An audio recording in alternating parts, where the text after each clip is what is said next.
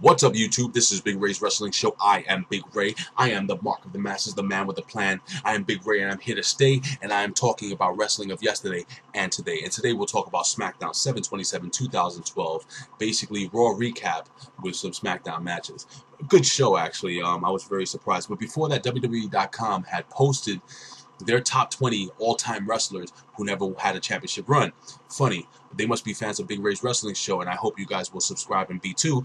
I posted a video previously to this of my top 5 guys, my first video, who never won or had a championship run, excuse me. So anyway, we'll move on. So the match, or the show, starts off with a video about, it's like 3 or 4 minutes long, of WWE Raw and 1000, what happened during that show. The first segment of the actual show was The Miz. The Miz putting over the Intercontinental Championship, and I think it's about damn time that the Intercontinental Championship, which is, in my opinion, second most prestigious championship in all of wrestling. You know, The Miz is fantastic on the mic. I like his new look. Christian is fantastic on the mic. I love the fact that he's a veteran of class act, and those guys put on a really good match. The Miz had cut a promo stating that he was the new face of the Intercontinental Championship. You know, Christian invoked his rematch clause right then and there. They had a very good match. They went back and forth, back and forth. The Miz basically rolls him up, pulls the tights, 1, 2, 3, goes over Christian. I hope they go on with this feud a little longer.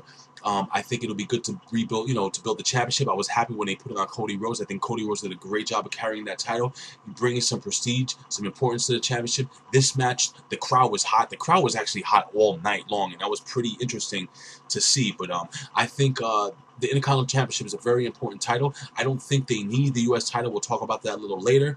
But very good match. Enjoyed it very much. We'll move on to Ryback.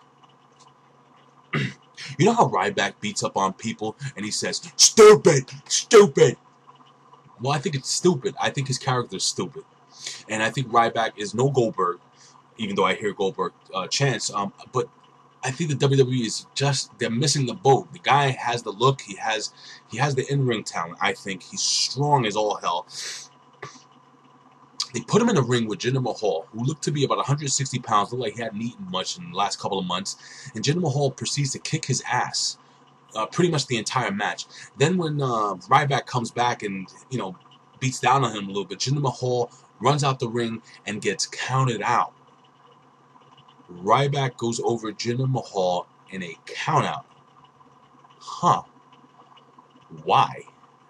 I mean, it's not like he's fighting Mark Henry. I don't know what the WWE is doing with this character. I'm not really overly excited with it. Again, he's no Goldberg. I just want to know what the WWE is going to do with this guy, and I hope they don't miss the boat, because he's paid his dues. He's been in the business for a while. Ryan Reeves, I think, is a good talent, and I'm just not really getting behind this Ryback character. I want to see what he does on the mic a little bit more. I want to know about who he is, what his background is. just like when they try to bring Lord Tensai back, nobody knew. I mean, people knew he was Prince Albert, but why did he become this samurai type warrior? Nobody knew. But it is what it is, and I mean, it was basically a weird match and a weird spot during the show. Anyway, so we move on. We go on the backstage and we see Sheamus with Danny O'Brien, and Sheamus is like, making fun of Danny O'Brien, tell him how, how he got left at the altar, and how, he got beat by Sheamus in 18 seconds, and he talks about The Rock, and The Rock giving him a present, which is basically a rock bottom, and Danny O'Brien gets really upset, and and Sheamus goes, "Wait up, fella, I got a gift for you," and I know it's a freaking horrible Sheamus imitation, but he gives him, I guess it looks like a family a photo album, and on the photo album it says, "Last more than 18 seconds." Double entendre, maybe? Yeah, I think so. So we'll move on to a really, really good match between Cody Rhodes and Sheamus. Very solid match. Cody Rhodes looked really good in that match. Cody Rhodes actually did this freaking moonsault. He was sky high. I thought he was going to actually come down on his neck, just like Kurt Angle does. He missed it, but it was really, really, really good match. They went back and forth, really good spots. And then you have Dolph Ziggler come down the aisle, and Dolph Ziggler is basically with the Money in the Bank suitcase, and he's distracting Sheamus, but then Y2J comes down. Y2J actually starts distracting Cody Rhodes because he's beating up on Dolph Ziggler. So then Cody Rhodes basically gets the bro kick to the face, and then Sheamus, you can tell I'm actually a little confused too. Sheamus gets the clean 1-2-3 win. Then Y2J comes into the ring after the match and then hits him with the code breaker, that being Dolph Ziggler, and here we go again. Chris Jericho is putting over young talent. Dolph Ziggler is phenomenal on the mic. He's phenomenal in the ring. Chris Jericho was and still is phenomenal in the ring. Very good on the mic. It was phenomenal. I am so excited to see what Chris Jericho's character will do, which I guess is a face now, will do to build Dolph Ziggler into a champion. Dolph Ziggler will be, mark my words, you heard it here, will be the World Heavyweight Champion one day. Will he be a transitional champion, or will he be a legit world champion? I think he has all the tools to be a world champion. And I'm very excited to see Y2J putting this kid over, man. I'm very excited. But we'll move on from there, and we'll go on to Santino and Antonio Cesaro. Now, remember I said that we don't need the United States title? Bring back the Cruiserweight title. Please. Please. We don't need the U.S. title. We have the Intercontinental Championship. We have one set of world champions, tag team champions. We have 2 world titles. I understand that. But there is no reason to have the U.S. title on a clown. I respect Santino Marella. I think he's hilarious. He's actually a good in-ring worker. But why have that title? You don't need to put a title on Santino to sell merchandise. They need to get rid of that title, bring back the Cruiserweight title, and bring up some young guys. There's a guy named Pac that the WWE signed. YouTube him. Top 20 moves of Pac. P-A-C. That guy is amazing. And you'll see, I think the Cruiserweight division could flourish here in the WWE. But anyway, so we'll move on. Santino Marella versus Antonio Cesaro. A typical Santino match, but Oksana gets involved. She distracts Santino, and Antonio Cesaro hits his finisher. 1, 2, 3. The match is over. I really don't want to spend a lot of time on that. The match was, and I may add, Antonio Cesaro is another guy who I've been following him since Ring of Honor, ROH Wrestling, with Chris Hero.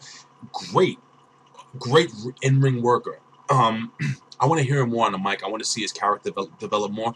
I think sooner or later he's going to have to drop Oksana, as usually the wrestlers do. But I think he's going to be special. I would like to see what he does down the aisle, down the road. So then, all right, next we see another video vignette with D-Generation X, and it leads into Damien Sandow's squash match with Yoshi Tatsu. So he basically beats the crap out of Yoshi, knocks him out 1, 2, 3. He cuts a promo about being your martyr, excuse me, and mortar is what you build houses with. But I love Damien Sandow. I love his character. I love the obnoxious cartwheel. I mean, he's Steven Regal and the Genius all rolled up into one with, I think, a little more charisma. I like him a lot. I want them to really build his character. I think he will flourish more on Raw down the line. Right now they're building him up in Smackdown. But Damien Sandow, I like him a lot. He's cool. So we move on to the main event, which is the Fatal 4-Way to determine who will be the #1 contender for the World Heavyweight Champion. Rey Mysterio, Daniel Bryan, Alberto Del Rio, and Kane. And the crowd seemed really, really, really hot for this match. You know, the match was really great. Great spots. Great one-on-one, great 1-on-2, 2-on-3. It was all over the place. Really good match. Well put together. Rey Mysterio hits Alberto Del Rio and Daniel Bryan with a double 619. They were both up against the ropes. And then you got Alberto Del Rio's ring announcer pulling, who was it he pulled off? I think he pulled up Bryan. But anyway, he pulled one of the guys off, and then Alberto Del Rio sneaks in the ring, and he gets the 1, 2, 3. And Alberto Del Rio is the #1 contender for the World Heavyweight Championship. All in all, it was a good show. Excuse me, I've been sick. A good show, really good matches. Really good matches. The show overall, like I said, a lot of Raw filler, but in retrospect, it was a pretty decent show for a SmackDown. I was happy with it, and I'm really excited to see what's going to happen this week on Raw, the fallout from Raw 1000. So again, guys, this is Big Ray's Wrestling Show. Please forgive me. I'm under the weather. I've been coughing the whole video, but I love doing this. If I can't do it for a living, I'll do it anyway because I love wrestling. And guys, I love talking to the marks. You can get me at Big Ray's Wrestling Show here on YouTube. You can get me at Big Ray's Wrestling Show on Yahoo.com. You can find me on Facebook at Ray Hernandez 23, Facebook.com, and at Big Ray's Wrestling Show on Twitter. Again, this is episode 3 of Big Ray's Wrestling Show, Friday Night Smackdown 7/27/2012. Peace.